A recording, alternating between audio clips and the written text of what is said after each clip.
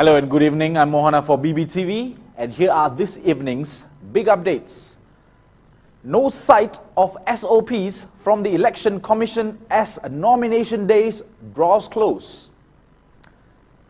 The Election Commission will make available special tents for sickly patients and especially for those who are suspected to be COVID-19 positive to exercise their rights as a citizen during the Malacca state elections of 2021.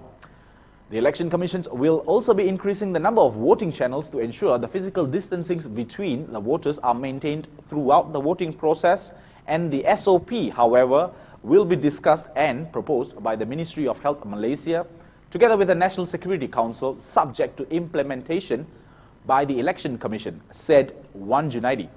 The Law Minister in the Prime Minister's Department, Dato Sri Wan Junaidi, also said, "We are yet to receive the memo on the types of SOP that would be introduced for the Malacca state elections."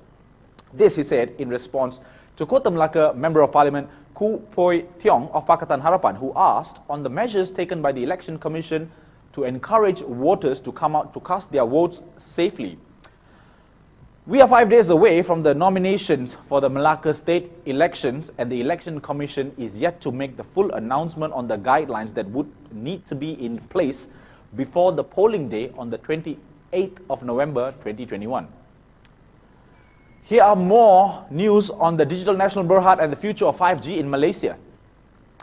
When asked by Tasek Gelugur Member of Parliament Shabuddin Yahya on what is the impact of participation for Bumiputra companies in the 5G distribution infrastructure and the technological business opportunity in terms of socio-economic advancement in the country, the Special Functions Minister in the Prime Minister's Department and MP for Mersing Constituency, Dr. Abdul Latif Rahman of Bersatu, said the government indeed will be spending up to 11 billion ringgit in the form of sukuk, but that would create 500,000 jobs opportunities and eventually bring in foreign investments worth 70 billion ringgit when the 5G rollout is finalized come 2025. The minister's response was immediately rebutted by Jerlun Member of Parliament Mukris Mahathir as unconvincing, as it may not be enough to achieve the 60% Bumiputra shareholdings in companies. And is the 60% announcement merely to create a diversion since DNB's takeover of contracts from private entities, and in this case, the telcos?